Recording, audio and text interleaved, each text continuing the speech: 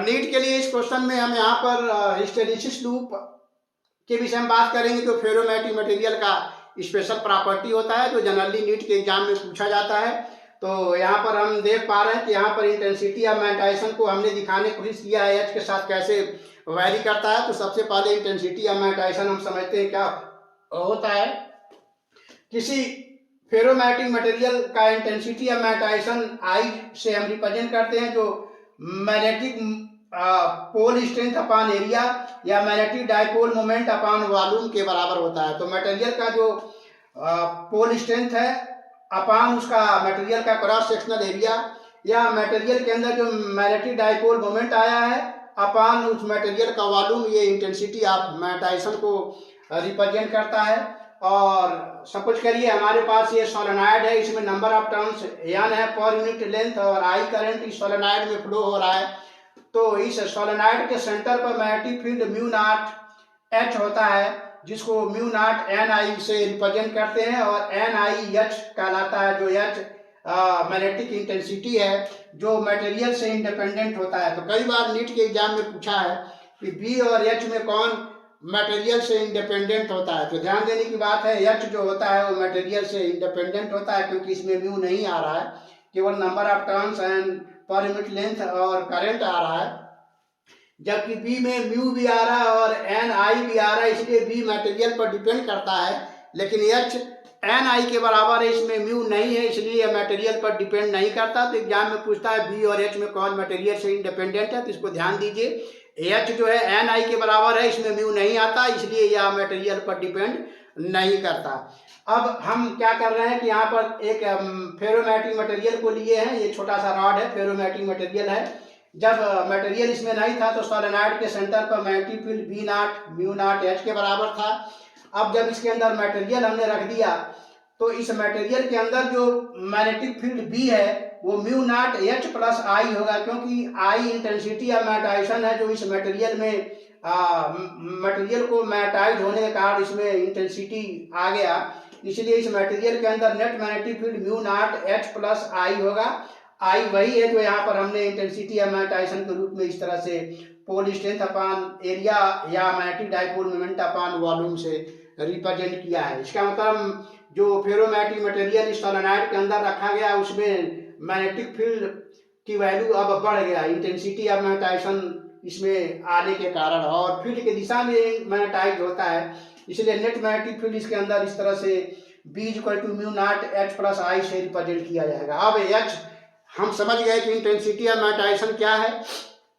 तो intensity of magnetisation यानी ferromagnetic material को किसी बाहरी मैग्नेटिक फील्ड में रख करके जब उसको हम मैग्नेटाइज करते हैं तो उसके अंदर मैग्नेटाइजेशन जो आई है वो इस तरह से बढ़ता है, लेकिन एच को बढ़ाते जाए तो इंटेंसिटी ऑफ मैग्नेटाइजेशन एक लिमिटेड वैल्यू तक बढ़ेगा, और वो फाइनल वैल्यू को हम सैचुरेटेड वैल्यू कहते हैं। उसके बाद यहाँ पर आई नॉट से दिखाने की कोशिश किया गया है, ये सैचुरेटेड वैल्यू है इंटेंसिटी ऑफ मैग्नेटाइजेशन का, जबकि एच की वैल्यू एच नॉट है। अगर आप एच को एच नॉट से आगे बढ़ा भी दें तो intensity of magnetization I not से आगे नहीं बढ़ेगा, यानी वो और ज़्यादा मैग्नेटाइज नहीं होगा। इसी कार्य को ध्यान में रखते हुए मैग्नेटिक मटेरियल को सोलेनॉइड में रख करके बाहरी मैग्नेटिक फील्ड यानी एच को बढ़ाते जाते हैं। तो एच को कैसे बढ़ाएंगे, आप यहाँ देख पा रहे हैं एच को एन आई लिखा गया है, दिए हुए number of turns per unit length के लिए हम आई को जैसे जैसे बढ़ाएंगे वैसे वैसे एच बढ़ेगा, और उस प्रकार मैग्नेटिक फील्ड की वैल्यू इस मटेरियल के अंदर बढ़ती जाएगी, क्योंकि यहाँ पर आप देख पा रहे हैं बी जो है mu naught into H plus I है। तो जैसे जैसे हम करंट इसमें बढ़ाएंगे वैसे वैसे इंटेंसिटी मैग्नेटाइजेशन का मटेरियल का बढ़ता जाएगा। इस प्रकार एच बढ़ाने के साथ आप देख रहे हैं इंटेंसिटी ऑफ मैग्नेटाइजेशन इस तरह से बढ़ रहा है, लेकिन एच नॉट वैल्यू तक ये सैचुरेट हो गया, अब आई नॉट से ज़्यादा आगे नहीं बढ़ेगा। लेकिन अब आप क्या कर रहे हैं, बाहरी मैग्नेटिक फील्ड को घटा रहे हैं, एच नॉट से इधर जब आप घटा रहे हैं तो अब ये पहले वाले पाथ को रिट्रेस नहीं करेगा, यानी पहले वाले पाथ से वापस नहीं आएगा, इंटेंसिटी ऑफ मैग्नेटाइजेशन कम पहले वाले पाथ से नहीं होगा, इस पाथ से कम हो रहा है। ध्यान दीजिए यहाँ पर जब एच हम घटा रहे हैं तो इस पाथ को फॉलो नहीं कर रहा है, इस पाथ से वो वापस आ रहा है। अब आप देख रहे हैं कि एच यहाँ तक आता है तो जीरो हो गया, लेकिन इंटेंसिटी ऑफ मैग्नेटाइजेशन अभी जीरो नहीं हुआ, ओसी के बराबर अभी भी है, यानी मटेरियल को बाहरी मैग्नेटिक फील्ड से मुक्त कर दिया जाए फिर भी, यानी H को 0 कर दिया जाए फिर भी इंटेंसिटी ऑफ मैग्नेटाइजेशन मटेरियल के अंदर है OC के बराबर, जिसको मटेरियल का रिटेंटिविटी कहते हैं। और अब हम इंटेंसिटी ऑफ मैग्नेटाइजेशन को 0 करने के लिए H को निगेटिव करेंगे। देखिए O से D तक जब हमने निगेटिव किया तो इंटेंसिटी ऑफ मैग्नेटाइजेशन इस कर्व को फॉलो करते हुए यहाँ पर आकर के 0 होगा, यानी H के इस निगेटिव वैल्यू OD के बराबर जब हमने निगेटिव वैल्यू दिया तो इंटेंसिटी ऑफ मैग्नेटाइजेशन यहाँ पर आकर के इस लाइन को टच कर रहा है, अब जाकर ये 0 होगा। तो वह निगेटिव वैल्यू H का जिस पर इंटेंसिटी ऑफ मैग्नेटाइजेशन 0 हो जाए उसको कोर्सिव फोर्स या कोर्सिविटी कहते हैं। तो ये दोनों टर्म जनरली लूप पूछता है नीट के एग्जाम में।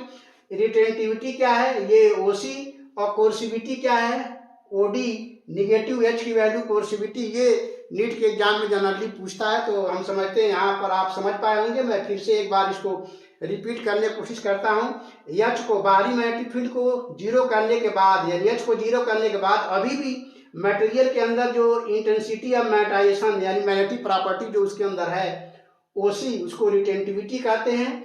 और इस मैग्नेटिक मटेरियल के अंदर बाहरी मैग्नेटिक फील्ड को निगेटिव O से D तक यानी OD के बराबर निगेटिव H किया जाए तब जाकर इंटेंसिटी ऑफ मैग्नेटाइजेशन इसका 0 हो रहा है। तो इस OD को जो निगेटिव H के इतने निगेटिव H के बराबर है इसको कोर्सिव फोर्स या कोर्सिविटी कहते हैं। इस प्रकार hysteresis loop, intensity of magnetisation और रिटेंटिविटी और कोर्सिविटी जनरली नीट के एग्जाम में पूछे जाते हैं। अब सवाल ये उठता है कि ये हिस्टेरिसिस लूप क्या रिप्रेजेंट करता है। तो हिस्टेरिसिस लूप वन साइकिल में थर्मल एनर्जी जो फेरोमैग्नेटिक मटेरियल के अंदर पर यूनिट वॉल्यूम ट्रैप होता है या उसके अंदर थर्मल एनर्जी जो स्टोर होती है उसको ये बताता है। हिस्टेरिसिस लूप पर साइकिल का जो एरिया है फेरोमैग्नेटिक मटेरियल के अंदर thermal energy per unit volume जो उसमें या तो स्टोर होता है, स्टोर ही होता है क्योंकि स्टोर होने के कारण ही वो मैग्नेट हो जाता है और लॉन्ग टाइम तक मैग्नेट बना रहता है। धीरे धीरे एनर्जी वो लीक करती है और धीरे धीरे वो डीमैग्नेटाइज होता है। तो सॉफ्ट आयरन जल्दी से डीमैग्नेटाइज होता है इसलिए उसका एरिया छोटा होता है, लेकिन हार्ड आयरन लॉन्ग टाइम तक एज ए मैग्नेट बना रहता है, धीरे धीरे डीमैग्नेटाइज होता है, इसलिए हार्ड आयरन का ये हिस्टेरिसिस लूप चौड़ा होता है और बड़ा होता है।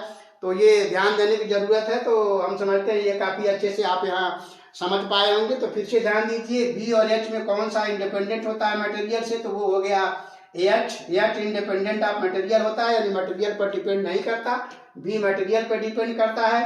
हिस्टेरिसिस लूप क्या है, एक साइकिल में बाहरी मैग्नेटिक फील्ड में मटेरियल को फेरोमैग्नेटिक मटेरियल को रखा जाए तो कैसे मैग्नेटाइज और कैसे डीमैग्नेटाइज होता है उसके करस्पॉन्डिंग इंटेंसिटी ऑफ मैग्नेटाइजेशन और H में जो कर्व बनता है उसको हिस्टेरिसिस लूप कहते हैं।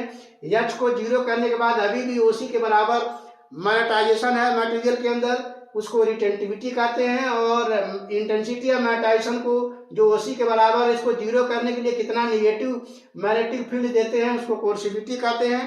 तो इस तरह के क्वेश्चन जनरली नीट के एग्जाम में इसमें से जरूर कोई चीज़ पूछी जाएगी। तो हम समझते हैं इसको काफ़ी अच्छे से आप समझ पाए होंगे। तो अगर आप इसका स्क्रीनशॉट लेना चाहें तो ले सकते हैं। फिर मिलते हैं नेक्स्ट वीडियो में किसी और क्वेश्चन के साथ। तब तक के लिए थैंक यू।